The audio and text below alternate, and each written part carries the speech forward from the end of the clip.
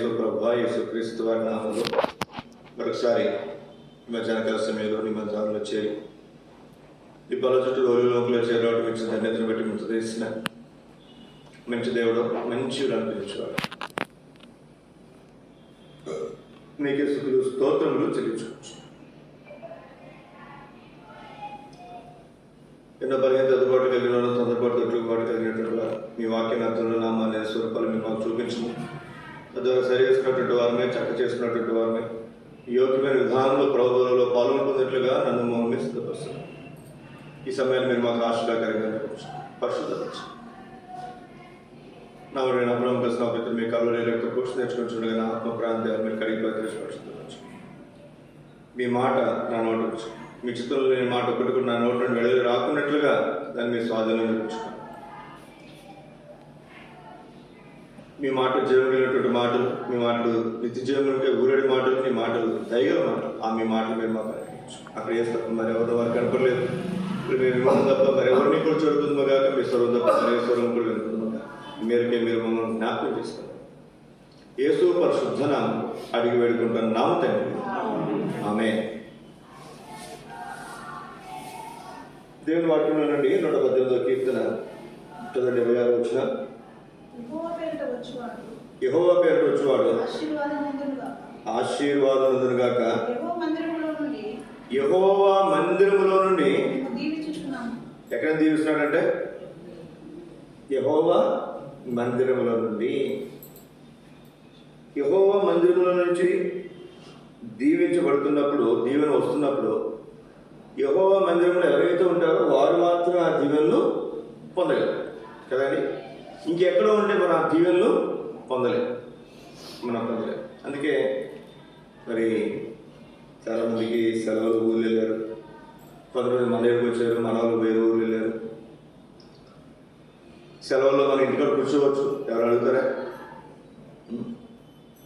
Local నాన్నడు ఆదివారం ఎవరికి సెలవు అంటే ఆడవాళ్ళకి సెలవు. ఆ రోజులు గుర్తు చేస్తారు కాబట్టి ఆదివారం ఆడవాళ్ళకి సెలవు. అయినప్పటికీ కూడా మనం దేవుని మందిరానికి ఎందుకు వచ్చామంటే దేవుడు దేవుని మందిరంలో నుండి మనల్ని దీవించేవాడు. రైట్, పాటలు దాపేసాను, ఈ పాట దాపేసాను.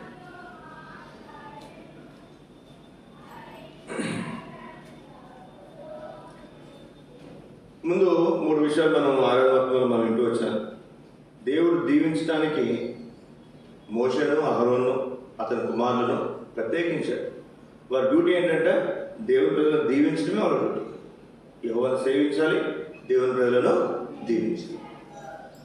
అలాగే ఈ దినాల్లో మరి దేవుడు తన సేవకులను దైవజనులను మన మధ్యలో ఉంచాడు. ఎందుకనంటే దేవుని సేవించడానికి, రెండవది దేవుని ప్రజలను దీవించాడు, రెండవది ఇక్కడ దేవుని మందిరంలో నుండి దేవుడు మనను దీవించేవాడు.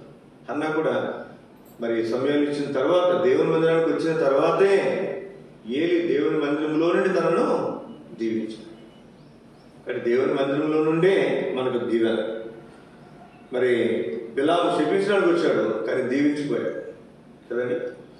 మరి తర్వాత లాభాన్ని కూడా యాకోబు దగ్గర నుంచి మొత్తం లాక్కుని పోదామని వచ్చాడు, చివరికి తను దీవించి. కానీ ఎవరైనా మనం శపించడానికి వచ్చిన ఆ శాపాలు మన దగ్గరికి రావు. దావీదు చెప్పినట్టు శేబ యొక్క శాపాన్ని దేవుడు ఆశీర్వాదముగా మార్చగలడు, మార్చాడు. మన జీవితంలో మనం చూస్తూ వచ్చాం. 4వ తలుపు మనం చూసాం. మనం పొలంలో దీవించబడతాం, పట్టణంలో దీవించబడతాం. గర్భఫలము, భూఫలము దీవించబడుతుంది. పిండి పిసుకు తొట్టియు, గంపయు దీవించబడుతుంది. లోపలికి వచ్చిన దీవించబడతాం, వెలుగులోకి వెళ్ళినప్పుడు దీవించబడతాం. గత వారం దీవెన అనే మాట మనం చూసాం.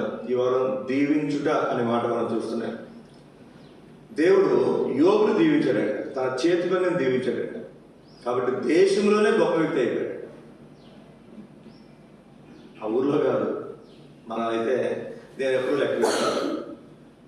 మా తర్వాత లేకపోతే మా బంధువులు దగ్గర రక్త సంబంధం ఎట్లా ఉందో, వాళ్ళు ఎట్లా ఉన్నారు, మనం ఎట్లా ఉన్నారు అప్పుడప్పుడు ఆలోచించుకుంటాం. లేదా మీరు తరఫున, మా తరఫున. సో మనం కూడా కొంతమంది లెక్క పెట్టుకుంటాం. మన బంధువులు ఎట్లా ఉన్నా, మన స్థితి ఎట్లా ఉంది, మన ఊర్లో ఎట్లా ఉంది. మన ఊర్లో గురించి ఆలోచించే స్థాయి కాదు కదండి. కానీ యోగ స్థాయి కాదంటే ఏం చెప్పండి, దేశంలోనే గొప్ప అయిపోయింది. దేశంలోనే గొప్ప వ్యక్తిగా అతను ఆశీర్వదించబడటానికి, అంత గొప్ప వ్యక్తి అవడానికి కారణం ఏంటంటే దేవుడు అతని చేతి పనిని దీవించాడు. అది మనం చదువుతాం. చివరికి ఒక మాట, దేవుడు ప్రజలు మనల్ని శపించిన దేవుడు మనను దీవించేవాడు. తర్వాత అతడు చిరంజీవి కనుక సూర్యుడంత వరకు ప్రజలను ఆయన నిత్యము దీవించేవాడు. దేవుడు తన మందిరాన్ని దీవించేవాడు. దాని ఆహారం నిండాలుగా నేను దీవించదను, సీయోను కోరుకున్నానని దేవుడు చెప్తున్నాడు. కాబట్టి దేవుని మందిరంలో ఎట్లాగైనా సరే కావలసిన కూడా దేవుడు సమకూర్చేస్తాడు. అందులో ఏమాత్రం అనుమానము లేదు. అది మన ఆరాధన వల్ల మనం. ఇప్పుడు రండి, ఇప్పుడు ఈ దీవెనలు మనం పొందాలండి. ఒకటి, దేవుడు మనల్ని దీవిస్తాడు. రెండు, దేవుని మందిరంలో నుండి దేవుడు మనల్ని దీవిస్తాడు. మూడు, దేవుని సేవకుల ద్వారా దేవుడు మనల్ని దీవిస్తాడు. ఇక్కడ ఈ దీవెన అనేది డైరెక్ట్గా దేవుని దగ్గర నుంచే మనకు రావచ్చు, లేకపోతే దైవజనులు దేవుని అభిషేకం పొందినటువంటి వారి దగ్గర నుంచే మనకు రావచ్చు. దేవుని సేవకులు మాత్రమే కాదు, దేవుని పరిచారకులు. ఎందుకో తల్లిదండ్రులుగా మన బిడ్డలను దీవిస్తే ఆ దీవెన మనకు రావా? వస్తాయి. దేవుని ఎరిగినటువంటి వారు, దేవుని బిడ్డలు ఎదుటి వారిని దీవించడానికి దేవుడు వారికి కృపను పిలుస్తారు. అయితే ఇక్కడ ముగ్గురు ప్రాముఖ్యమైన వ్యక్తులు మీకు చూపిస్తాను నేను. వారు దీవించారు కానీ అది నిజమైనటువంటి దీవెనగా మారలేదు. రండి, ముగ్గురు వ్యక్తులు మీకు పరిచయం చేస్తారు. రండి, దేవుని వాక్యంలో ఆదికాండం 24వ అధ్యాయం. ఇస్సాకు రిబ్కా వివాహం చేసుకున్న సందర్భంలో ముందు రిబ్కా దగ్గరికి ఎలియాజరు వెళ్ళినప్పుడు, సంగతి చెప్పినప్పుడు, వాళ్ళు సమ్మతించినప్పుడు, రిబ్కా కూడా ఒప్పుకున్నప్పుడు, అమ్మా నువ్వు ఆయనతో వెళ్తావా అంటే ఏమన్నా చెప్పండి, నేను వెళ్ళేదను అని చెప్పింది 58వ వచనంలో. ఇప్పుడు చదవండి 59:60. కాబట్టి వారు తమ సహోదరి అయిన రిబ్కాను, ఆమె దాదీని, అబ్రహాము సేవకుని అతనితో వచ్చిన మనుషులను సాగనంపినప్పుడు వారు రిబ్కాతో, మా సహోదరి నీవు వేల వేలకు తల్లి అవుదువు గాక. అంటే నీ సంతానం వేల మంది అవుతారు. ఒకరిగా ఇద్దరు కాదు, వేల మంది. ఇప్పుడు ఒక్కళ్ళు ముద్దు, ఇద్దరు హద్దు, ముగ్గురు వద్దు. వేలు ఎక్కడికి వస్తారు? కొంతమందికి పిల్లలు పుట్టరు బాబు, పుట్టిన ఒకళ్ళే పుడతారు బాబు, కొంతమంది ఆడపిల్లలే పుడతారు బాబు. నా వంశం పేరు లేకుండా పోయి, నా ఇంటి పేరు లేకుండా పోయి బాగా ఉంటారు. ఇక్కడ మనం చూస్తే రిబ్కా అంటారమ్మా నువ్వు వేలకు తల్లి అవుదు కాక. చెప్పండి.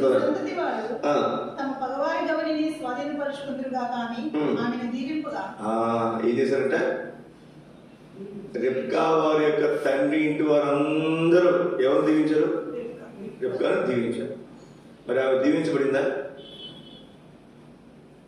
ఎప్పుడు దీవించబడింది? తన పిల్లలే పుట్ల గొడ్రాలి రిబ్కా. ఎవరు చెప్పండి? గొడ్రాలు అయితే ఎవరు ప్రార్థన చేశారు? ఇస్సాకు ప్రార్థన చేశారు. అయ్యా నా భార్య గొడ్రాలయ్యా, బిడ్డల్ని మనం ప్రార్థన చేస్తే అప్పుడు ఇస్సాకు ప్రార్థన విని దేవుడు రిబ్కాను బిడ్డలిచ్చాడు. రెండో తరం నేను జ్ఞాపకం చేస్తాను. రండి, ఆదికాండం 20వ అధ్యాయం మొదటి వచనం. యాకోబును పిలిచాడు, ఎవరిని పెళ్లి చేసుకోవద్దు. ఇస్సాకు దగ్గర మోసం చేసి యాకోబు ఆశీర్వాదాలు పొందాడు. అన్న దగ్గర మోసం చేసి జ్యేష్ఠత్వం పొందాడు. ఇప్పుడు అన్న కోపం వచ్చేసింది. మోసం చేసి తండ్రి వద్ద నుండి ఆశీర్వాదాలు పొందేసరికి కోపం వచ్చింది. జ్యేష్ఠత్వం పోయినప్పుడు కోపం రాదు, తన బుద్ధిహీనత బట్టి పోగొట్టుకున్నాడు. ఇప్పుడు తన ప్రమేయం లేకుండా తనని మోసం చేసి తమ్ముడు వాగ్దానాలు ఆశీర్వాదాలు పొందేశాడు. కోపం వచ్చింది. మాట అన్ని చచ్చిపోయిన తర్వాత ముసలోడు అయిపోయాడు కదా నాన్న, ఇప్పుడు ఆయన ఉండగా వాళ్ళు చెప్తే ఎట్లా, ఈయన చనిపోయిన తర్వాత వాళ్ళ సంగతి చెప్తారని వాళ్ళు చంపేస్తారని చెప్పి అనుకుంటే ఆ మాట తల్లిదండ్రులు తెలిసి నాయన అనుకుంటే వాడు ఈయన చంపేస్తాడు కాబట్టి ఎక్కడపో మా అన్న వాళ్ళ దగ్గరికి పో. ఎవరు? రిబ్కామంటుంది. ఇస్సాకు అంటాడు, అయ్యా నువ్వు కనాను కుమార్తెలు ఎవరిని వివాహం చేసుకో. కనాను కుమార్తెలు ఎవరు? లోకస్తులు, యేసుక్రీస్తుని ఎరగని వారు. మనం ఏం చేస్తామంటే కొన్నిసార్లు డబ్బుకో లేకపోతే ఉద్యోగానికో లేకపోతే ఇంకో దానికో మనం ఆశపడి దేవుని ఎరగినటువంటి బిడ్డలకు ఇవ్వడానికి ప్రయత్నం చేస్తాం. దేవుని వాక్యం మనం చూస్తున్నాం. నీవు కనాను కుమార్తెలు ఎవరిని కూడా వివాహం చేసుకోవద్దు.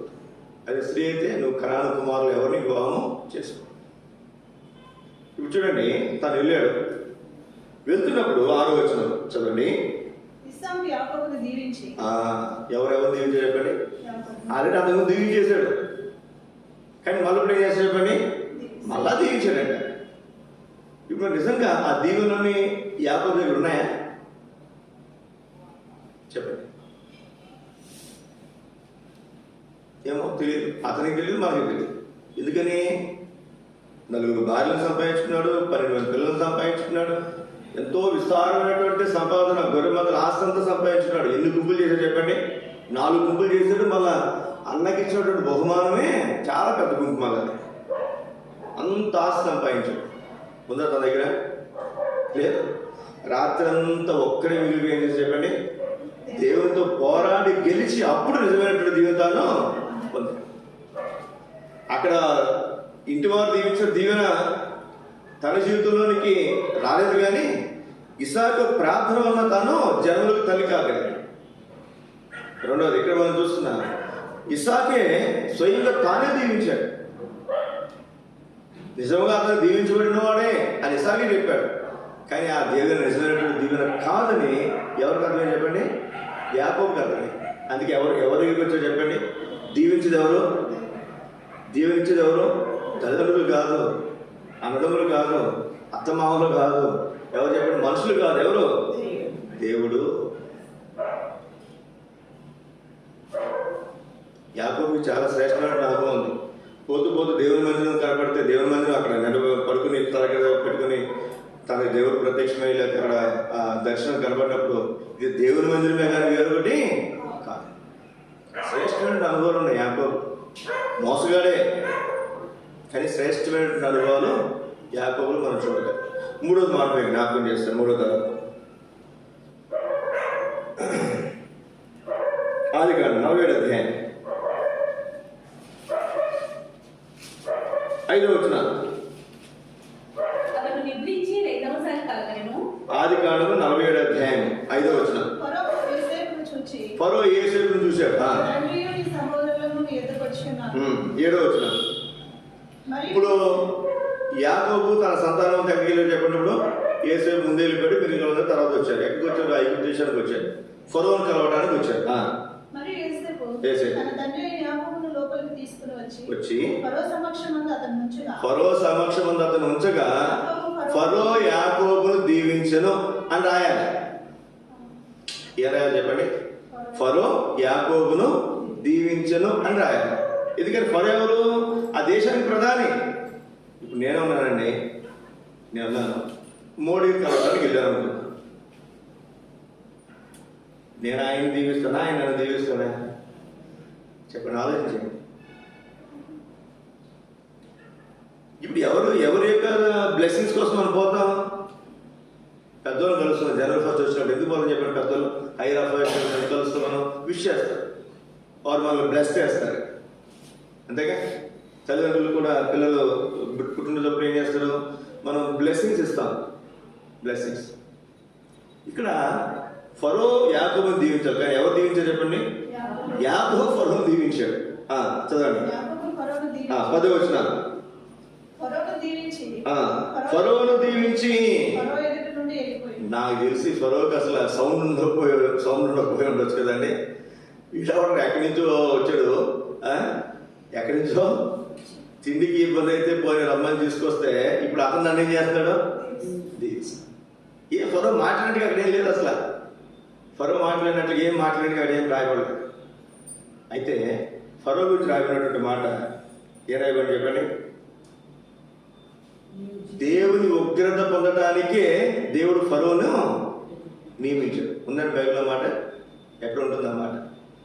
దేవుని ఉగ్రత పాత్రుడుగా దేవుడు ఎవరిని నియమించాడు? ఫరోను నియమించాడు. ఇప్పుడు యాకోబు దీవించాడు, కానీ ఫరో దీవించబడ్డా? లేదు. జ్ఞాపకం పెట్టుకుని ఇక్కడ మొట్టమొదటి మీకు జ్ఞాపకం చేస్తాను. వీళ్ళే సామాన్యమైన వ్యక్తులు కాదు. ఇస్సాకు యాకోబు వీళ్ళే సామాన్యమైన వ్యక్తులు కాదు. వీళ్ళని దీవించిన అది ఎటు వాళ్ళకి దీవెనగా మారలేదు. తర్వాత ఫరో తన కొడుకుని పోగొట్టుకున్నాడు. తన రాజులో శ్రేష్టమైనటువంటి మనుషుల్ని, ఆయుధాలని, సైన్యాన్ని పోగొట్టుకున్నాడు. ఎంతో నష్టం తన జీవితంలో మనం చూస్తాం. బహుశా ఈ ఫరో అయి ఉండకపోవచ్చు, తర్వాత వచ్చిన ఫరో అయి ఉండొచ్చు. అయినప్పటికీ కూడా మనం గమనించాల్సినటువంటి మాట, ఫరోను దీవించినంత మాత్రాన అతను దీవించబడ్డాడని బైబిల్ ఎక్కడ కూడా రాయబడి. ఇప్పుడు 2 తలుపులు మీకు జ్ఞాపకం చేస్తాను నేను. నిర్గమకాండం 23వ అధ్యాయం.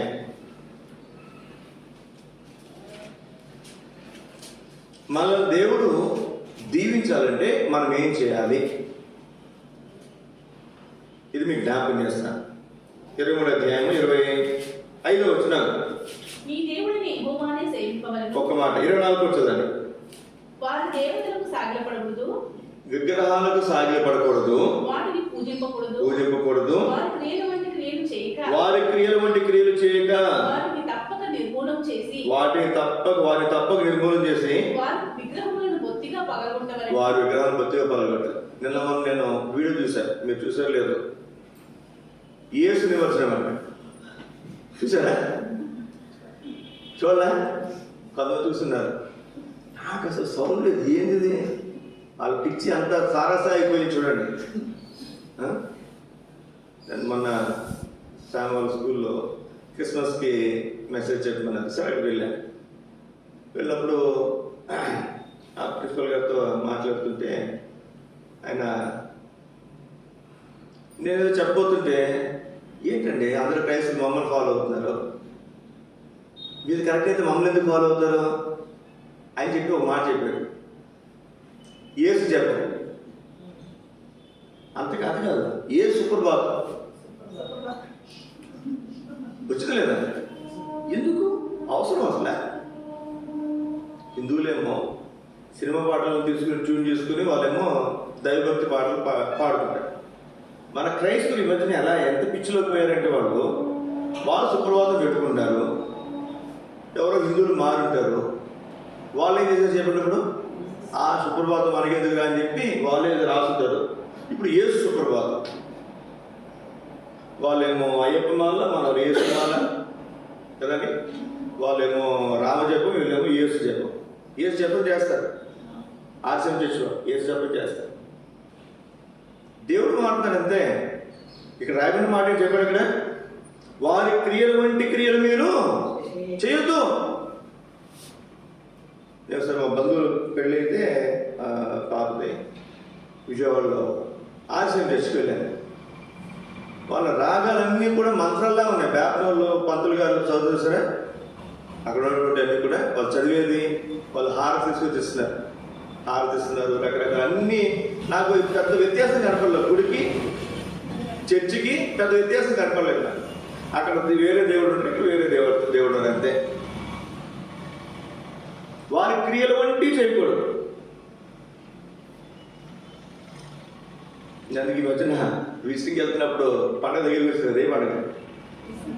క్రిస్మస్ అయిపోయిందండి. సంక్రాంతికి ఏం చేస్తారు? ఇప్పుడు పప్పలు చేస్తారు. ఏమంటే సంక్రాంతి పప్పలు చేస్తారు. వాళ్ళు చేస్తారు కదా, వాళ్ళు అంటే మనం అప్పుడు చేయకూడదు.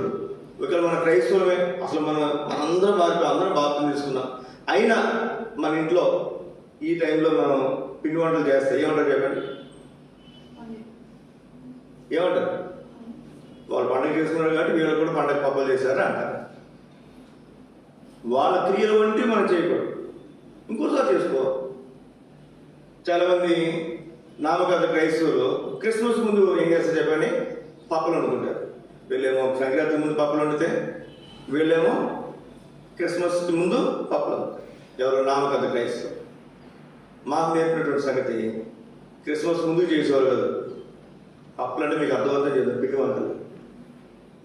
మేము పిండి వంటలు అంటారు. ఇక్కడికి వచ్చాక నాకు పప్పులు అలవాటైంది. జనవరి తర్వాత చేస్తేనేమో సంక్రాంతి చేశారంటారని, క్రిస్మస్ అయిపోయిన తర్వాత చేసేవారు. ఎప్పుడు పిండి వంటలు చేసేది 26, 27 తారీఖులు చేసేవారు. ఇంకా అప్పుడు క్రిస్మస్ చేసినట్టు కాదు, అలాగే సంక్రాంతి చేసినట్టు కాదు. వారి క్రియలు వంటివి చేయకూడదు. గుర్తుపెట్టుకునండి. మనం కూడా ఈ దినాల్లో చాలా, నిన్న కర్మోసి అని ఒక ఆయన సేవకుడు కూతురు పెళ్ళి అయింది. ఎవరండి? ఎంగేజ్మెంట్. మా తల్లి పాట కూడా పాడింది మహాతల్లి.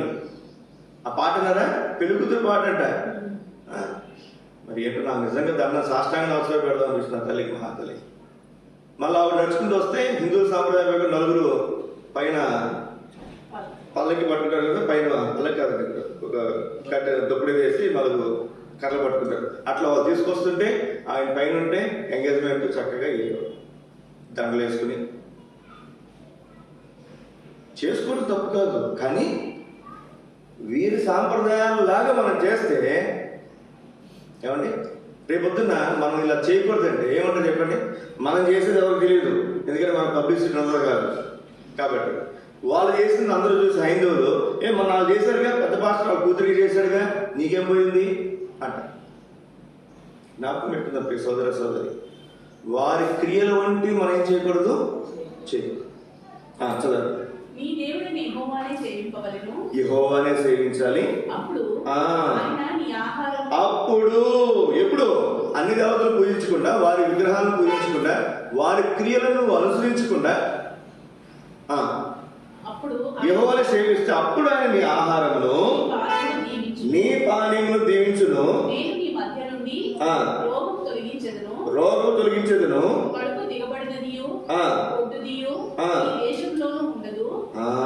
చూడండి అన్నమాట. ఎంత శ్రేష్టమైనటువంటి మాట. ఏముండదంట, కడుపు దిగినది గొడ్డు మోద్ది దేశం ఉండదు. చాలు. ఇక్కడ మీరు చూస్తే మన ఆహారాన్ని, మన పానీయాన్ని దేవుడు దీవిస్తాడు. నీ మధ్య నుండి రోగము తొలగించదు. కొన్నిసార్లు రోగం వస్తే మనకి ఎందుకు రోగాలు వచ్చినాయంటే ఆలోచించుకోవాలి. ఏమైనా అన్యులు మనం పోలి చేస్తున్నామా, అన్యుల సాంప్రదాయాలు మనం పట్టించుకుంటామా, వారు ఏదో చేసేది మనం చేస్తున్నామా. కొన్నిసార్లు ఆరాధన చేసేటప్పుడు వాళ్ళు చేసేటప్పుడు మనం చేస్తాం, వాళ్ళ ప్రభుల్లో పాల్గొంటే మనం పాల్గొనుకుంటాం. ఎవరో చేశారని కాదు, మనం ఆరాధించాలంటే ఆరాధించాలి. మనం సిద్ధంగా ఉంటే ఈ ప్రభువులను పాల్గొంటాం. క్రియలు వాళ్ళు ఏదో టీవీ కొన్నారంటే వీళ్ళు టీవీ కొన్నారు. ఇంతకుముందు టీవీ కొనద్దని చెప్పేవాళ్ళు, ఇప్పుడు టీవీ కొనద్దని చెప్పే పరిస్థితులు కూడా లేవు. ఎందుకని ఇందులో టీవీ కంటే ఎక్కువ ఉన్నాయి కదండి, ఇందులో టీవీ కంటే. అప్పుడు మేమే చెప్తున్నాను, ఇంటికి వెళ్ళాడమ్మా ఇంట్లో టీవీ ఉంటుంది కదమ్మా, పొద్దున్న దేవుని మాటలు పెట్టుకోండి అని చదువు లేనటువంటి వారికి చెప్పాల్సినటువంటి పరిస్థితి ఈరోజు. మనం జ్ఞాపకం పెట్టుకుందాం. దేవుడు మనం దీవించాలంటే అన్యులను పోలి వారి క్రియలు వంటి క్రియలు మనము చేయాలి. ఎవరైనా పిండి వంటలు మొదలు పెడితే ఆపేయండి. మీరు చేసుకోవాలనుకుంటే సంక్రాంతి అయిన తర్వాత చేసుకోండి. లేదు మేము చేసుకోవాలంటే మాకు కుదరదంటే అది మీ ఇష్టం. అప్పుడు దేవుడు ఏం చేయడు, మన ఆహారాన్ని, మన పానీయాన్ని దీవించడు. మనల్ని మన మధ్య నుంచి రోగాన్ని బయటికి పోను. దేవుని వాక్యంలో ఉన్న మాట నేను చెప్తాను. యెహోషువ గ్రంథం 14వ అధ్యాయం.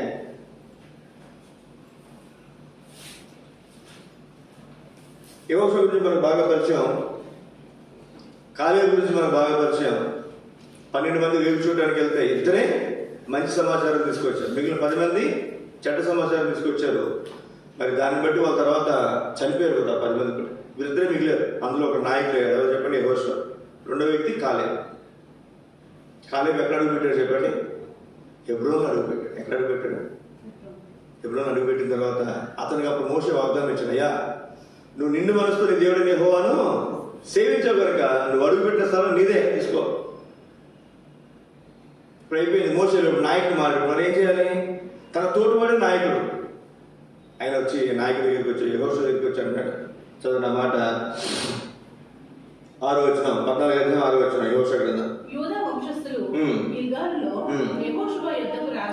యోధా గోత్రపు వాడు ఎవరు, కాలేబు. చదవండి.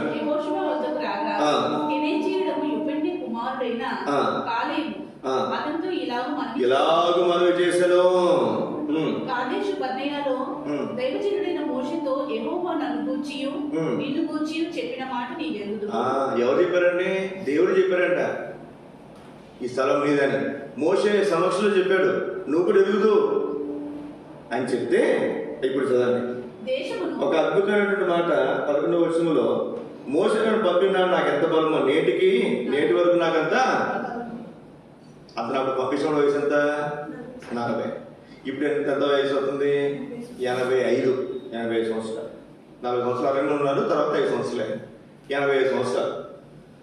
20 ఉన్న బలం 40 ఉందా? లేదు. ఆయన 40 ఎంత బలం ఉందో 85లో కూడా 80లో కూడా అంతే బలం ఉందండి.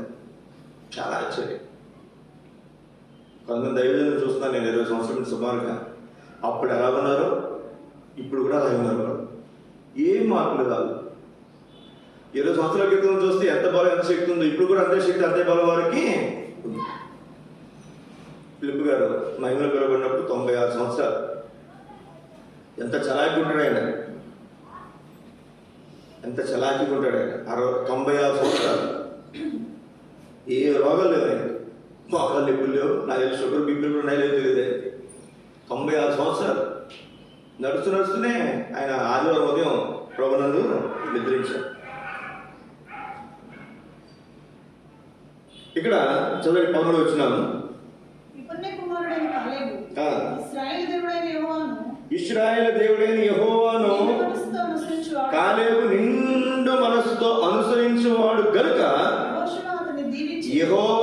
యెహోషువ అతన్ని దీవించి అతనికి హెబ్రోనును స్వాస్థ్యముగా ఇచ్చెను. ఎంత అద్భుతమైనటువంటి మాట వచ్చాడు. హెబ్రోను ఎవరిది? నిండు మనసుతో యెహోవాను అనుసరించిన కాలేబు. సోదరి ఎంత శ్రేష్టమైన అనుభవం చూడండి. చదవండి 14 వచ్చి చదవండి.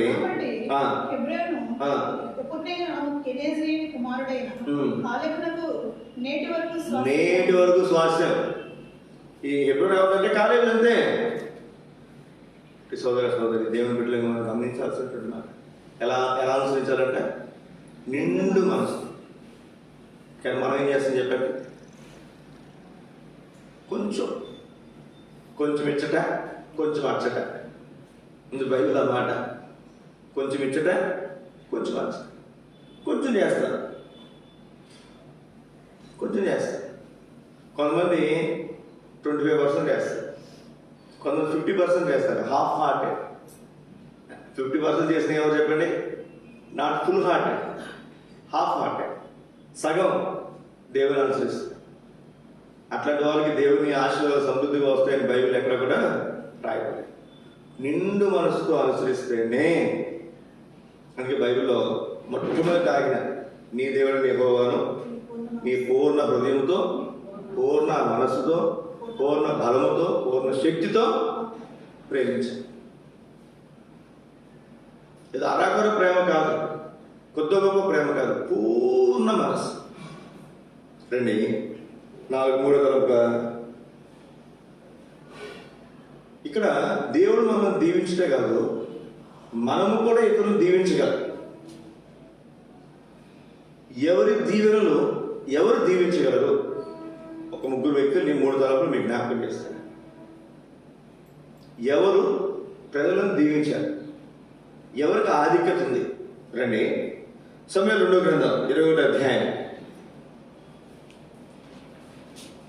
ఇక్కడ ఒక మాట, దానికి ముందుగా సౌలు గురించి ఒక మాట మీకు జ్ఞాపకం చేస్తాను నేను. యెహోషువ కాలంలో గిబియోనీయులను చంపనని యెహోషువ మాట ఇచ్చాడు కదండి. కానీ సౌలు దినాల్లో సౌలు ఏం చేశాడంటే, యోధా వారిని మంచి చేసుకోవాలని చెప్పి గిబియోనీయులు ఏం చేశాడు? సంహరించడం మొదలుపెట్టాడు. ట్రంప్ కూడా ఈ రోజుల్లో ఏమన్నాడు చెప్పండి? అమెరికా వాళ్ళకి ఫస్ట్ జాబ్, తర్వాత అదర్ కంట్రీస్ వాళ్ళు. మా అమెరికన్స్ లేకపోతే ఇతరులకు ఇస్తాం. అమెరికా డెవలప్ చేసింది ఎవరు? అమెరికా వాళ్ళు ఉన్నారు అందులో. ఇండియా మిగిలినటువంటి దేశాల వాళ్ళు కూడా ఉన్నారు చాలా మంది. కాబట్టి అతను డెవలప్ అయింది. ఇప్పుడు ఏమన్నా చెప్పిన అతను మా వాళ్ళకు మొదటి స్థానం. సరే, ఇక్కడ కూడా మనం చూస్తున్నాం సౌలు కూడా అదే విధానం మనం అనుసరించాడు. వాడేవాడు గిబియోనీయుడు, వాడు అర్థం చేశాడు. వాడు మన మోసం చేసి లోపలికి వచ్చాడు. అందుకే వాడు ఏం చేద్దాం, చంపేద్దామని నిరపరాధులు అనేక మందిని చంపాడు. అనేక మందిని చంపితే దావీదు రాజు అయిన తర్వాత సమూయేలు 2వ గ్రంథం 21వ అధ్యాయం 1వ వచనంలో దావీదు కాలంలో 3 సంవత్సరాల కరువు వస్తే అప్పుడు దేవుడి దగ్గర విచారణ చేశాడు. ఎందుకు దావీదు నా దగ్గర విచారణ చేస్తావు? సౌలు ఏం చేశాడు? గిబియోనీయులను చంపేశాడు. వాళ్ళని అడుగు, ప్రాయశ్చిత్తం ఏంటని అడిగితే గిబియోనీయులను పిలిపిస్తారు. దావీదు, అయ్యా ఏం చేద్దాం? సౌలు చేశాడు తప్పు, కరెక్టే, నిరపరాధులు చాలా మందిని చంపాడు, కరువు వచ్చింది, మీకేంటి ప్రాయశ్చిత్తం? ఏం కావాలి చెప్పండి, ఎంత డబ్బు కావాలి, ఏం కావాలి చెప్పండి మీకు అంటే, మాకు ఏం వద్దు రాజా, మమ్మల్ని చంపాడు చూసారు సౌలు, అతని కుమారు 7 మాకు అప్పగించాడు. అప్పగిస్తే 6వ వచనం ఉంటుంది ఆ మాట చదవండి. సౌలు గిబియా పట్టణంలోనే సౌలు పట్టణంలోనే యెహోవా సన్నిధిని మేము వారిని గురి తీస్తాం. అట్లాగే చేశాడు. 7 అప్పగించేశాడు. యోనాతాను కుమారులను అప్పగించలేదు. యోనాతాను కుమారులను అప్పగించలేదు. మిగిలిన అప్పగించేశాడు. వాళ్ళని చంపేశాడు. అప్పుడు ఆ ప్రాయశ్చిత్తం చేయబడింది. అప్పుడు అది దేవుడు ఆశీర్వాదంగా మార్చలేదు. కరువు పోగొట్టాడు. సౌలు వల్ల ఏమొచ్చింది చెప్పండి? ప్రజలకు శాపం వచ్చింది. అయితే రండి, సమయంలో 6వ అధ్యాయం 15 వచ్చిన దావీదును ఇశ్రాయేలు వారందరూ ఆర్భాటముతోను బాకానాదములతోను యెహోవా మందిరం మందసమును తీసుకుని వచ్చిరి. దావీదు ప్రజలందరూ కూడా మందసాన్ని తీసుకుని వచ్చారు. ఇప్పుడు చదవండి 17 వచ్చిన వారు యెహోవా మందసమును తీసుకుని వచ్చి గుడారము మధ్యలో దావీదు దాని కొరకు ఏర్పరిచిన స్థలములను ఉంచగా దావీదు దహన బలులను సమాధాన బలులను యెహోవా బలు అర్పించాడు. దాని స్థలంలో తీసుకొచ్చి పెట్టారు. 18 వచ్చిన దహన బలులను సమాధాన బలులను అర్పించుట చాలించిన తర్వాత సైన్యములకు అధిపతియగు యెహోవా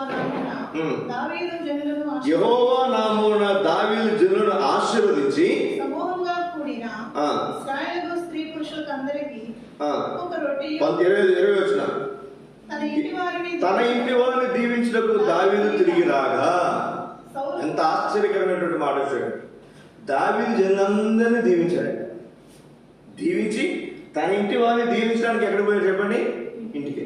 ఎంత ఆశ్చర్యం చూడండి, ఎంత ఆశ్చర్యం. సౌలు చేస్తే తప్పు అన్నాడు దావీదు, దేవుడు. దావీదు చేస్తే కరెక్ట్ అన్నాడు. సౌలు చేసిన తప్పేం చెప్పండి? దేవుని బదులు అర్పించాడు. ఏమర్పించాడు? సమయం రాకుండానే అర్పించేసి. అది తప్పని దేవుడు చెప్తున్నాడు. దావీదు బదులు అర్పిస్తే అది ఒప్పని దేవుడు చెప్తున్నాడు. ఇక్కడ ప్రాముఖ్యమైన సంగతి మీకు జ్ఞాపకం చేస్తాను. ఇక్కడ సౌలు చేసింది ఎప్పుడు ఎందుకు తప్పయింది, దావీదు చేసింది ఎందుకు కరెక్ట్ అయింది అంటే, ఇద్దరు బదులు అర్పించారు. ఇద్దరు యాజకులు లేకుండా అర్పించారు. గుర్తుపెట్టుకోండి ఈ మాట. ఇద్దరు యాజకులు లేకుండా అర్పించారు. కానీ మందసము మోస్తూ మందసమును తీసుకుని వస్తూ అతను బలి అర్పించాడు. అతను మందసము తీసుకురాలేదు, మందసము లేకుండా పోయి మందసం దగ్గరికి పోయి బలి అర్పించాడు. మందసం గురించి పట్టింపు తనకు లేదు. మనసు ఏం జ్ఞాపకం చేస్తుంది? దేవుని మందిరాన్ని, దేవుని పరిచర్యను ముఖ్యంగా జ్ఞాపకం చేస్తుంది. మనం దేవుని పరిచర్య గురించినటువంటి పట్టింపు లేకుండా, దేవుని సేవ గురించినటువంటి పట్టింపు లేకుండా నేను అది చేస్తే ఇది చేస్తానంటే దేవుడు దాన్ని మెచ్చాడు. పరిచర్య చేస్తూ అప్పుడు ఏదైనా చేస్తే ఏమంటారు చెప్పండి? దేవుడు దానిని మెచ్చాడు. జ్ఞాపకం పెట్టుకున్నాడు. ఇక్కడ తన ఇంటి వారిని కూడా దీవించడానికి ఇంటికి పోయాడు. అక్కడ అమ్మగారు చూసింది. ఎవరు? మేకారు, సౌలు కుమార్తె. హేళన చేసింది, ఎగతాళి చేసింది, శపించబడింది. దీవించడానికి పోయినటువంటి వెళ్ళినప్పుడు మొట్టమొదటి ఎవరు ఎదురొచ్చారు? మేకాలు వచ్చారు. అతను ఆమె ముందు దీవించబడాలి. కానీ ఏమేమి చెప్పండి? భ్రష్టురాలుగా మిగిల్చబడింది. కారణం ఏంటి? తన భ్రష్టత్వం, తన తండ్రి యొక్క భ్రష్టత్వం. ఎవరామె? సౌలు కుమార్తె మేకాలు. ఇప్పుడు ఒకటి మొదటిగా మీకు జ్ఞాపకం చేస్తున్నాను. మందసమును గురించినటువంటి పట్టింపు, మందసమును గురించినటువంటి మరి ఆ ప్రయాస ఎవరు చూస్తున్నాం? మనం దావీదులో చూస్తున్నాం. కాబట్టి బలులు అర్పించగలిగాడు. దేవుని దృష్టికి అంగీకరించబడ్డాడు. తాను ప్రజలను దీవించే స్థాయికి పోయాడు. ఎంత ఆశ్చర్యం చూడండి. ఒక సామాన్యమైనటువంటి మనిషి కదండి, ఒక సామాన్యమైనటువంటి మనిషి ప్రజలను దీవించే స్థాయికి వెళ్ళాడు. తన ఇంటి వారిని కూడా దీవించే స్థాయికి వెళ్ళాడు. ఇంకొక వ్యక్తి మీకు పరిచయం చేస్తాను నేను. ఇదే సందర్భం కావాలంటే దినవృత్తాంతం 16వ అధ్యాయంలో మీరు చదువుకోవచ్చు. తర్వాత 1, 2, 43 వచనాల్లో ఇదే మాట ఉంటాయి. తర్వాత 2 తలపుగా రాజుల 8వ అధ్యాయం. ఈ రోజుల్లో చాలా మంది దీవించడానికి పోతున్నారు. బైబిల్ సంచి పెట్టుకుంటారు, బైబిల్ తీసుకుంటారు, ఇంటింటికి వస్తారు, ప్రార్థనలు చేస్తారు, ప్రార్థన చేసుకుంటూ పోతారు, రకరకాల సంగతులు చేసుకుంటూ పోతారు. కానీ పరిచయం గురించి పట్టింపు వాళ్ళకు ఉండదు. దేవుని మందిరం కడదాం అనుకున్నాడు, మందిరం కట్టలేదు. ఆ గుడారం ఏర్పాటు చేశాడు.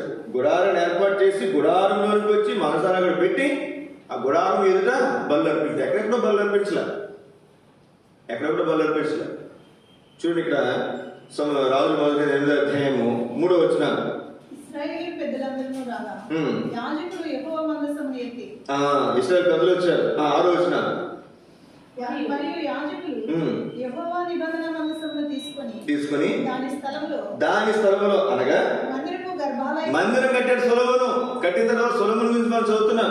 మందిరం కట్టిన తర్వాత దాని గర్భాలయమునకు అతి పరిశుద్ధ స్థలములో కెరూబుల రెక్కల కింద దానిని ఉంచిరి. ఇప్పుడు దేవుడు దావీదుకు అవకాశం వల్ల సొలొమోనుకి ఇచ్చాడు. సొలొమోను మందిరం కట్టాడు. మందిరం కట్టిన తర్వాత ఆ గుడారం ఉన్నటువంటి మనసాన్ని తీసుకుని ఎక్కడ పెట్టాడు చెప్పండి? దాని కొరకు సిద్ధపరిచినటువంటి స్థలంలో పెట్టారు. పరిచయం కూడా గుర్తుపెట్టుకునండి. ఎక్కడ పడితే అక్కడ, ఎట్లా పడితే అట్లా చేయకూడదు. ఎవరు పడితే వాళ్ళు చేయకూడదు. ఎట్లా పడితే అట్లా చేయకూడదు. ఎప్పుడు పడితే అప్పుడు చేయకూడదు. దాని కొరకు సిద్ధపరిచినటువంటి స్థలం ఉంది. దాని కొరకు సిద్ధపరిచినటువంటి సంగతులు ఉన్నాయి. ఆ స్థలంలోనే కెరూబుల రెక్కల కిందనే దాన్ని అక్కడ పెట్టారు. పెట్టిన తర్వాత ఇప్పుడు చదవండి 10వ వచనం. నీవు నివాసము చేయుటకు నేను మందిరము కట్టించి ఉన్నా. అయ్యా దేవా, అక్కడ ఏమైందంటే మనసును తీసుకొచ్చి పెట్టిన వెంటనే పైనుంచి గొప్ప మేఘం యెహోవా మందిరమును 10వ వచనం. యాజకులు పరిశుద్ధం నుండి బయటకు వచ్చినప్పుడు మేఘం యెహోవా మందిరమును నింపెను. 11. కాబట్టి యెహోవా తేజో మహిమ యెహోవా మందిరం నిండుకొనగా ఆ మేఘమున్న హేతు చేత యాజకులు సేవ చేయుటకు నిలవలేకపోయారు. మేఘం డైరెక్ట్గా దిగిపోయిందండి. ఎప్పుడు చెప్పండి? దేవుని మందిరము కట్టినప్పుడు కాదు, కట్టిన తర్వాత తీసుకొచ్చి అక్కడ మందసం పెట్టింది కదా. మందిరం గోడ ఉంటే ఉపయోగం ఉంది, అక్కడ పరిచయం జరగకపోతే కదండి. మందిరం పరిచయం. అప్పుడు అయ్యా నువ్వు మేఘం దిగిందని అర్థం ఏంటి? దేవుడు ఆ స్థలంలో దిగి వచ్చాడు. అయ్యా నువ్వు నివసించడానికి నేను ఏం చేశాను? నేను మందిరం కట్టించాను. 14 వచ్చాను.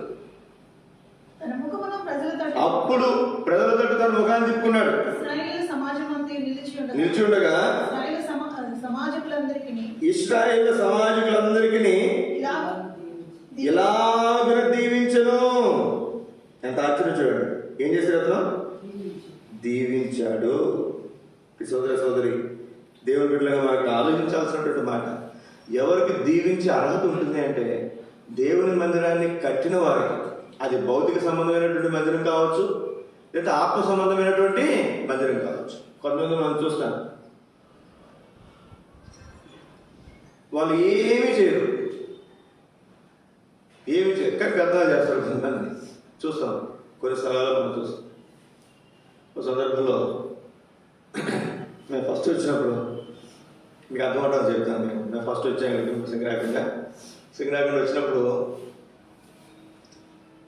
ట్రైన్లో వచ్చేసాం, దిగాం, అయిపోయింది.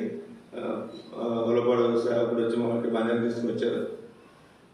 ఒక నెలలో ఉన్న తర్వాత సామాను సంచి తెచ్చుకున్నాం. అంతే, చిన్న గిన్నెలు సామాను తెచ్చుకోవాలి. అక్కడి నుంచి సామాను తెచ్చుకోవాలి కాబట్టి మరి దానికి కిరాయి బాడు ఉంటుందిగా. కిరాయి ఉంటుందంట. ఉంటే ఎంత అవుతుందని ఎంక్వైరీ చేస్తే ఒక 8,000 ఎంత అడిగారు. ఏది అప్పుడు 2013లో మా ఊరు ఏలూరు ఆవుల నుంచి ఇక్కడికి లారీ, మినీ లారీ మాట్లాడుకొని సామాన్ తెచ్చుకుంటారు. ఇప్పుడు ఆ డబ్బులు ఎక్కడ తీసుకోవాలి? ఇది ప్రశ్న. నేను వచ్చి 4 రోజులే, మందులు లేవు, కానుకలు లేవు, 10,000 అప్పు ఉంది అప్పటికి మందిరానికి. డబ్బులు ఎక్కడి నుంచి వస్తాయంటే సరే అప్పుడు ఒక పెద్ద ఆయన, ఆయన మేము మాట్లాడాం. మొదటిసారి కదా మీరు వెళ్ళినప్పుడు మేము ఇస్తామని, వచ్చేప్పుడు మీరు తెచ్చుకోవాలన్నట్టు. మమ్మల్ని పంపించేటప్పుడు సహజంగా మేము ట్రాన్స్ఫర్ అవుతున్నాం అనుకున్నాండి. సహజంగా ఏం చేస్తారు? గిఫ్ట్ ఇచ్చి తర్వాత ఛార్జ్ ఇచ్చి పంపిస్తాం. సహజంగా ఎక్కడైనా సరే స్థానిక సంఘం పంపిస్తాం. మేము అప్పుడు ఇస్తాం, కానీ వెళ్ళేటప్పుడు మేము ఉన్నప్పుడు వచ్చేటప్పుడు ఎందుకు ఇస్తామన్నారు. సరే మీరు నేను మాట్లాడుకోవడానికి పెద్దలను అడగమంటే జీజరాయ్ గారికి ఫోన్ చేశాం. ఆయన ఏమన్నాడంటే, అన్న కానుకలు లేవు మరి ఇక్కడ, మరి ఎట్లా చేయాలి మేము అంటే, కానుకలు లేవు, తల 2,000 వేసుకోండి, సేవకులు వచ్చినప్పుడు సేవకులు తీసుకురాని డబ్బులు లేవు ఎట్లా మీకు అని గట్టిగా అరిచారు. అరిచేసరికి పెద్ద ఏం చేస్తే అందరూ ఇచ్చినాడు. సేవకులు తీసుకురావాలి, ఆ సామాన్ తీసుకురావాలి, మీరు 2000 ఉన్నట్టే కొంతమంది దగ్గర ఏమో గిఫ్ట్ ఇస్తున్నారు, కొంతమంది దగ్గర చేపలు ఇస్తున్నారు. మొత్తం 12,000 పోగే. ఎంతైనా 12,000 పోగైతే నా చేతులు 8,000 పెట్టాను నేను. కిరాయి ఎంత? 8,000. నేను 4,000 నాకు అనవసరం, నేనేమో అడగమలేదు, వాళ్ళు చెప్పారు, ఆయన అడిగారు, తీసుకొచ్చారు. అది ఆయన సంబంధించి నాకు సంబంధించిన కాదు. 12,000. నేను తర్వాత ఎంక్వైరీ చేస్తే ఈ 12,000 ఇతరులు ఇచ్చినాయి కానీ ఆయన ₹1 కూడా ఇవ్వాలి. ఏదైతే పోగు చేశారో మన పెత్తనం అంతా ఎవరిది? ఆయన. అర్థమవుతుంది, సంగతులు అర్థమవుతున్నాయా? ఈ అయిపోయిన తర్వాత 4,000 తీసుకెళ్ళి అప్పుడే మందిరంతో పెయింటింగ్ చేశారు. మందిరంలో ఒక షాప్లో 4,000 అప్పు కట్టారు. కట్టిన తర్వాత ఒక ఆయన టీచర్, అప్పుడు వెంకటేశ్వర్లోనే ఒక ఆయన టీచర్ ఉండేవారు. ఆయన 2,000 ఇచ్చాడు. ఆయన చేపలు ఇచ్చాడు.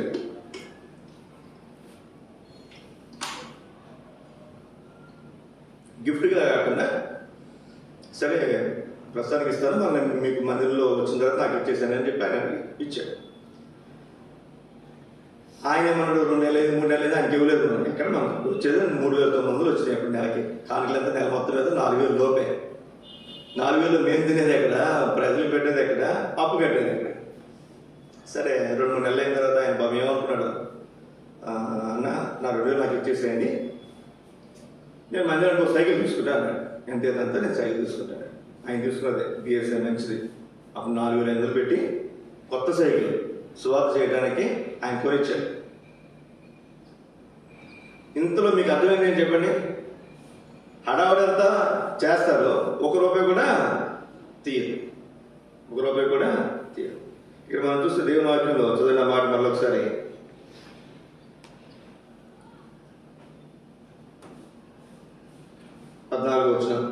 తన ముఖమును ప్రజలతట్టు తిప్పుకొని ఇశ్రాయేలు సమాజం అంతయు నిలిచిండగా ఇశ్రాయేలు సమాజములందరినీ ఇలాగ దీవించింది.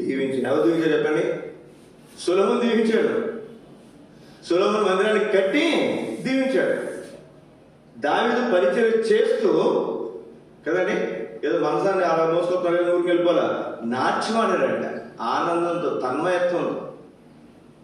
కోసం నా శేషన్న గారు ఓ పాటకి నేను యూట్యూబ్లో చూశాను. నేను ఆయన నాట్యం చేస్తాడు. అసలు ఆయన యూట్యూబ్లో ఒక పాటకి చేసేట్టు గుర్తు నాకు తెలుసు, మరి మిగిలిన నాకు తెలియదు.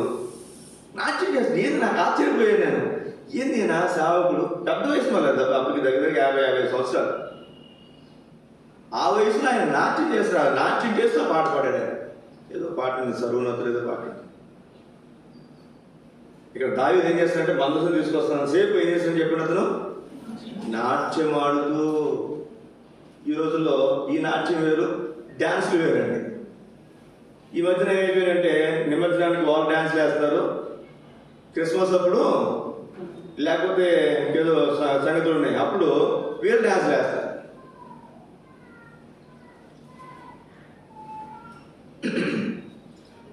ఇప్పుడు ఇక్కడ ప్రాముఖ్యమైన సంగతి ఏంటంటే 55 వచ్చింది చదవండి. 55 సొలొమోను మహాశబ్దంతో ఇశ్రాయేలు సమాజం అందరినీ దీవించాడు. ఎవరైతే మందిరం కట్టాడో ఆ వ్యక్తి దీవించడానికి అర్హుడు. ఎవరైతే మందసాన్ని మోసాడో, ప్రయాసపడి తీసుకొచ్చాడో, దాని విషయం బాధ్యత తీసుకున్నాడో అతడు దేవుడి ప్రజలను దీవించడానికి అర్హుడు. దేవుడి దాంట్లో 2వ గ్రంథం 30వ అధ్యాయం 20 వచనాలు.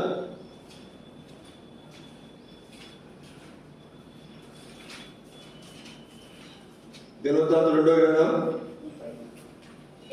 హిజ్కియా చేసిన ప్రార్థన అంగీకరించి జనులను స్వస్థపరిచెను.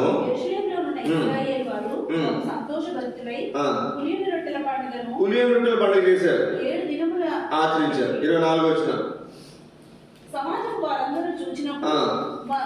ఎంత సంతోషంగా 7 రోజులు పండుగ చేశారు, మళ్ళీ ఇంకొక 7 రోజులు ఆచరించారు. అప్పుడు చదవండి 27వ వచనం. లేచి జనులను దీవించగా, ఎవరు దీవించారు చెప్పండి? లేవీయులైన యాజకులు. మాలని సేవకులు మాత్రమే కాదు, గుర్తుపెట్టుకునండి. మందిరం కట్టడానికి ఎవరినైతే దేవుడు వాడుకున్నాడో వాళ్ళకు కూడా దేవుడు ఏం చేస్తాడు చెప్పండి? దీవించే అర్హత ఇస్తాడు. అది ఆత్మ సంబంధమైన మందిరాన్ని కావచ్చు, భౌతిక సంబంధమైనటువంటి మందిరాన్ని కావచ్చు. నువ్వు ఒక ఇటుక రాయి ఇవ్వలేకపోవచ్చు, ఒక వ్యక్తిని దేవుని మందిరానికి నడిపించవచ్చు. నేను కొంతమంది చూస్తున్నాను, నేను వచ్చినప్పుడు చూస్తున్నా, ఒక్కళ్ళే వస్తారు, సింగిల్గా వస్తారు. సింహం సింగిల్గా వస్తుంది సరే, అంతే, జీవితకాలం అంతా సింగిల్గానే వస్తారు. ఎవరిని తీసుకున్నారు? ఒక్కళ్ళు కూడా తీసుకున్నారు, ఒక్కళ్ళు కూడా పరిచయం చేయరు. మందిరాన్ని తీసుకున్నారు. పెళ్ళిళ్ళకు పేరంటానికి అయితే మాత్రం ఏదో చెప్పండి, అందరినీ పోగు చేసుకుని అమ్మ నీ డబ్బులు లేకపోతే నేను పెట్టుకుంటాడమ్మా అని చెప్పి అందరినీ తీసుకుపోతున్నారు. మందిరానికి ఒక్కళ్ళు కూడా సోదర సోదరి ఇక్కడ రాయబడినటువంటి మాట దేవుడి బిడ్డలుగా మనం చూస్తున్నా, ఒక్కనైనా దేవుడి మందిరాన్ని సిద్ధపరిచారు. జీవితకాలంలో ఒక వ్యక్తి మీ ద్వారా రక్షించబడితే పరలోకానికి వెళ్ళిన తర్వాత గొప్ప బహుమానం. పరలోకానికి వెళ్ళిన తర్వాత గొప్ప బహుమానం. ఇక్కడ మనం చూస్తున్నాం, లేవినటువంటి యాజకులు మందిరం కట్టినటువంటి వారు పరిచర్య జరిగించేవారు. మనసు ఏం జ్ఞాపకం చేస్తే పరిచర్య జరిగించే వాళ్ళు ఏం చేస్తే చెప్పండి, దీవించగలంటే మన మధ్య స్పెషల్ స్పీకర్ వచ్చారు అనుకున్నాడు. ఆయన సేవకుడు కాకపోయినా, ఆయన పెద్ద ఆయన అయితే కొంచెం నగడి పెద్ద ఆయన అనుకున్నాండి, ఆయనకే ఆశీర్వాదం ఇవ్వమని చెప్పి మేము ఇస్తాం. నేను లేననుకున్నాండి, ఆయన ఏం చేస్తాడు, ఆశీర్వాదం ఇస్తాడు. అంటే దీవించడానికి అతనికి ఏముంది, అర్హత ఉంది. ఎలా ఉంది, పరిచయం చేస్తున్నాడు కదా. అర్థమవుతాడు. పరిచారకులకు, బాధ్యుల సహోదరులు, సేవకులకు దేవుడి అధికారాన్ని ఆధిక్యతనిచ్చాడు. అధికారం కూడా కాదు, ఆధిక్యతనిచ్చాడు. నేమే గ్రంథం 11వ అధ్యాయం ఇంకొక మాట, ఎవరు దీవించబడతారు అనేది ఒక మాట మీకు జ్ఞాపకం చేస్తాను. నేమే గ్రంథం 11వ అధ్యాయం 1వ వచనం. నేమే గ్రంథంలో పరిస్థితులు ఏంటంటే, ఎప్పుడు శత్రువు వస్తాడో తెలియదు, ఎప్పుడు దాడి చేస్తారో తెలియదు, ఎప్పుడు చంపేస్తారో తెలియదు. అట్లాంటి పరిస్థితుల్లో ఇప్పుడు 11వ అధ్యాయం 1వ వచనం. జనుల అధికారులు యెరూషలేములో నివాసం చేసిరి. మిగిలిన జనులు పరిశుద్ధ పట్టణమగు యెరూషలేము నందు 10 మందిలో ఒకడు నివసించినట్టు, 10 మందిలో ఒకడు నివసించాలి. మిగిలిన 90 వేరు పట్టణములలో నివసించినట్లు చీట్లు వేసిరి. ఇప్పుడు చీట్లు వేశారు. ఎవరి పేరు మీద చీట్లు వస్తే వారికి యెరూషలేములో నివసించాలి. యెరూషలేములో నివసించడం అంటే సామాన్య విషయం కాదు. ఎప్పుడు శత్రువు వస్తాడో తెలియదు, ఎప్పుడు దాడి చేస్తాడో తెలియదు. ప్రాణాలు అరిచేతులు పెట్టుకుని ఉండాలి. నాయకులందరూ ఉన్నారంటే తర్వాత ఒక 100 మంది పనివారు ఉంటే అందులో 10 మంది ఇక్కడ ఉండాలి. 1000 మంది పనివారు ఉంటే 100 మంది ఇక్కడ, 10కి ఒకరు, 10వ వంతు మనిషి ఇక్కడ ఉండాలి. ఇప్పుడు చదవండి, అందరం కలిసి వచ్చి చదువుదాం. యెరూషలేములో నివసించుటకు సంతోషంగా ఒప్పుకొనిన వారిని జనులు దీవించిరి. అంటే కొంతమంది సంతోషంగా ఒప్పుకోవాలి, వెళ్ళిపోయారు వాళ్ళు, బహుశా వెళ్ళిపోయినచ్చు వాళ్ళు. అందుకే ఇక్కడ రాయబడిన మాట, సంతోషంగా ఒప్పుకునేటువంటి వారిని జనులు దీవించారు. కొన్నిసార్లు మందిరాలు ఎట్లా ఉంటాయంటే పరిస్థితులు అలకల్లో ఉంటుంది. ఒక్కొక్కసారి సమస్యలు ఉంటాయి, ఇబ్బందులు ఉంటాయి, గొడవలు, రకరకాల సంగతులు జరుగుతుంటాయి. మనం ఏం చేస్తాం, మంద కాదు కదా అని చెప్పి వెళ్ళిపోతాం. మనం వీళ్ళు మంద కాదులని వీళ్ళు కూడా ఏం చేయొచ్చు, మిగిలిన పట్టణాల్లో కాపురు ఉండొచ్చు. అట్లా అనుకోలేదు వీళ్ళు, మేము యెరూషలేములో ఉంటాము, మా పేరు చీటి వచ్చిందా, మేము ఉంటాం.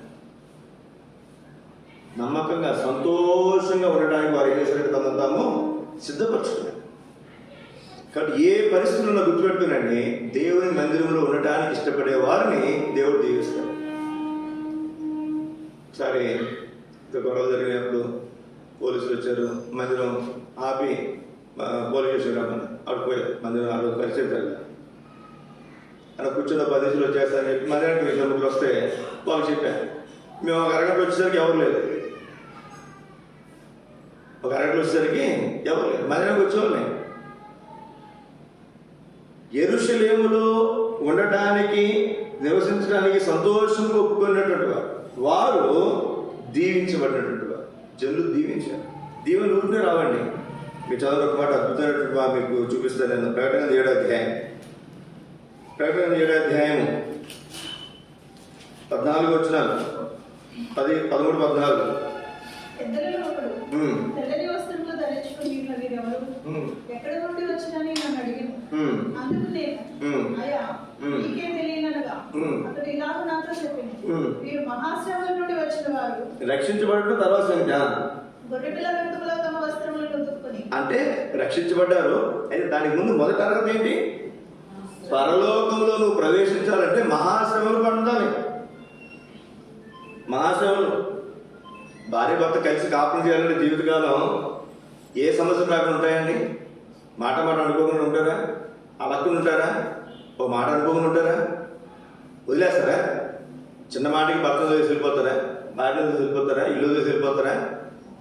అలా వెళ్ళిపోతే బుద్ధిహీనులు అనుకుంటారు.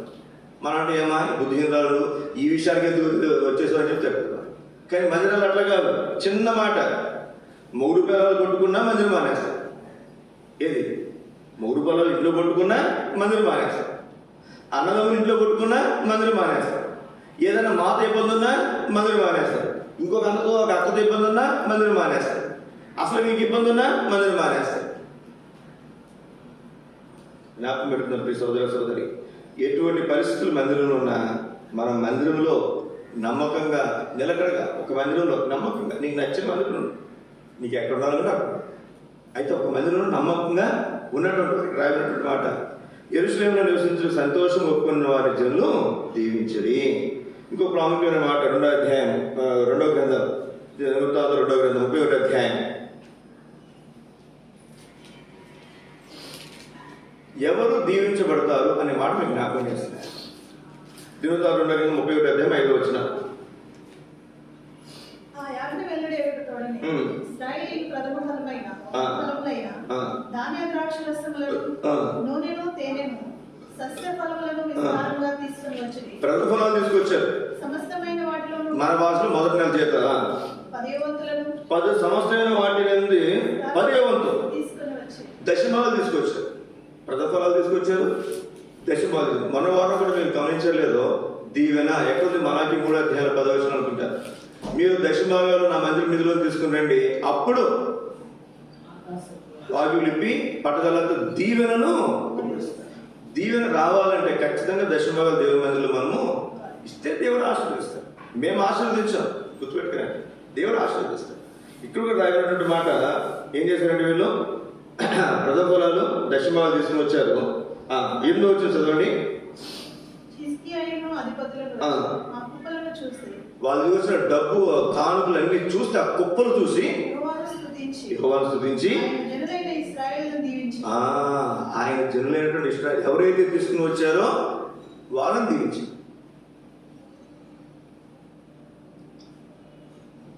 కేవలం డబ్బు మాత్రమే కాదు, మన సమయంలో కూడా రోజు 2 గంటల దేవునికి మనం కేటాయించాలి. ఆదివారం దేవుని మనం నమ్మకం ఉంటే దేవుడు చేస్తే చెప్పండి దీవిస్తాడు, దేవుడు దీవిస్తాడు. ఇక్కడ చూస్తే హిజ్కియా దీవించాడు, అధిపతులు కూడా వచ్చి జనులను దీవించాడు. దేవుని దగ్గర నుండి దీవెనలు మనకు రావాలంటే మనం దేవునికి ఇవ్వాల్సినటువంటి బాగా నమ్మకంగా మనం ఇచ్చుట, అది మనం దీవించబడటానికి కారణం అవుతుంది. చివరికి ఒక మాట చదివి లూకా సువార్త 6వ అధ్యాయం 27వ వచనం.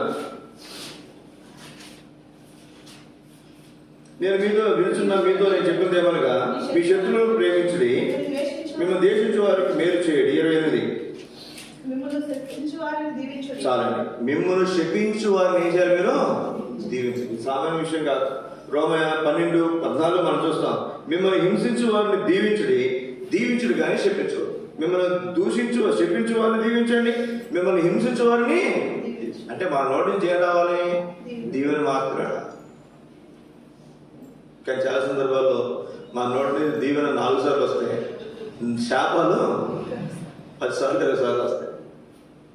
పిల్లల్ని తిడతాం, పెద్దవాళ్ళని తల్లిదండ్రులు అంటాం, పిల్లల్ని అంటాం, భర్తను అంటాం, భార్యను అంటాం, ఏదో వాళ్ళ ముందు అనకపోయినా కదండి, వెనకైనా అది భర్త కొట్టిన అనుకోండి, వాడు చెయ్యి రూపోను, అది పైకి అనకపోయినా లోపల అనుకుంటాం కదండి.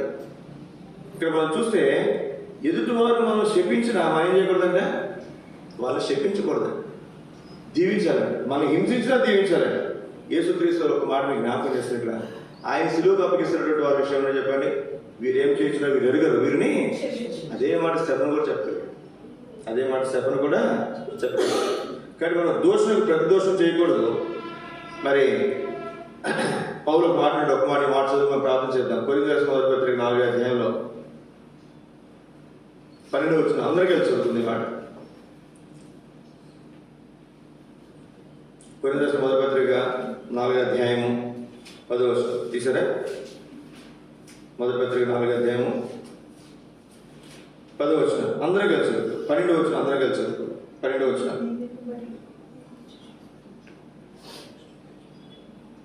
కొరింథీయులకు మొదటి 4వ అధ్యాయం 12వ వచనం. స్వహస్తములతో కష్టపడుచున్నాము, నిందింపబడి దీవించుచున్నాము. తర్వాత 10వ వచనం, దూషింపబడి బతిమాలుకొనుచున్నాము, లోపల మురుగుగానే అందరికీ పెట్టగానే ఇప్పటి వరకు ఎంచబడుచున్నాము అని చెప్తూ 14వ వచనంలో మాట్లాడారు చూడండి. మిమ్మల్ని సిగ్గుపరచవాలని కాదు కానీ నా ప్రియమైన పిల్లలని మీకు బుద్ధి చెప్పుటకు ఈ మాటలు రాయించు. మీకు బుద్ధి కలగడానికి ఈ విషయాలు రాస్తారు. ఏంటి ఆ విషయాలు అంటే, మేము నిందింపబడి దీవించు. ఇది శ్రేష్టమైన అనుభవం. మనం దూషించినా మనం దీవించాలి, మనం శపించినా మనం దీవించాలి, మనల్ని హింసించినా మనం దీవించాలి, మనల్ని నిందించినా ఎదుటి వాళ్ళని చేయాలంటే మనం పౌలు అంటాడు, మేము నిందించబడి మేమేం చేస్తున్నాం, దీవించాం. అట్లాంటి అనుభవం ఈ సంవత్సరం అంతా ఒకటి దేవుడు మనను ఉంచుతాడు. మాకు కొంచెం ప్రార్థన చేసుకుంటారు.